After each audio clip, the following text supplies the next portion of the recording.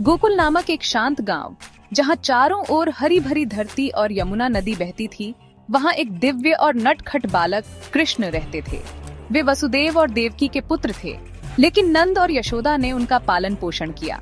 उनके शरारती स्वभाव और अद्भुत लीलाओं ने पूरे गांव में हंसी और आश्चर्य का माहौल बना दिया था। अपनी माखन चुराने की हरकतों की वजह से उन्हें माखन चोर के नाम से पुकारा जाने लगा। कृष्ण को माखन से बहुत प्रेम था और यह बात गोकुल के सभी निवासी भली भांति जानते थे। उन्होंने अपने घरों में माखन के मटकों को बचाने के कई उपाय किए, लेकिन कृष्ण की पहुंच से कोई मटका सुरक्षित नहीं रह पाता। एक सुबह यशोदा ने सोचा कि अपने शरारती बेटे को सबक सिखाना चाहिए।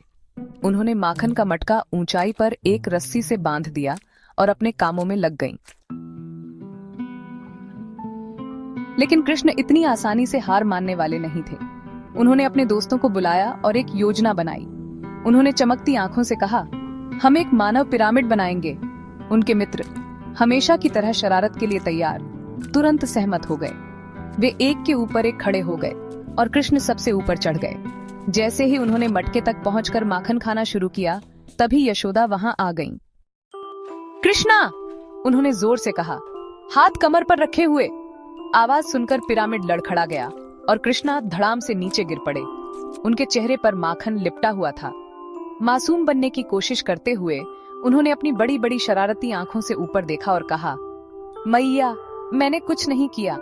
लेकिन उनके माखन से सने हाथ सच्चाई बता रहे थे। यशोदा अपनी हंसी रोक नहीं पाईं, लेकिन उन्होंने कृष्ण को सजा देने की ठानी। उन्होंने कृष्ण को एक भारी ओखल से बांध दिया, लेकिन कृष्ण तो भगवान थे। जैसे ही यशोदा वहां से गईं, उन्होंने अपनी लीला शुरू की। उन्होंने उस भारी ओखल को घसीटते हुए दो बड़े पेड़ों के बीच से निकाला और एक हल्की सी खींच से दोनों पेड़ों को गिरा दिया। उन पेड़ों से दो देवता निकले, जो श्राप के कारण वृक्ष बने हुए थे। यह दृश्य देखकर गांव वाले हैरान रह गए।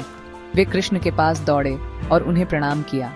सबको यह एहसास हो गया कि यह शरारती बालक कोई साधारण बच्चा नहीं, बल्कि स्वयं भगवान का अवतार है।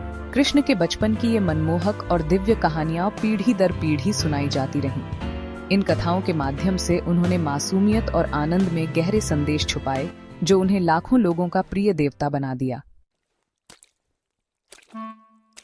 अगर आपको ये कथा अच्छी लगी हो तो प्लीज सब्सक्राइब करें हमारे चैनल कृष्णलोजी।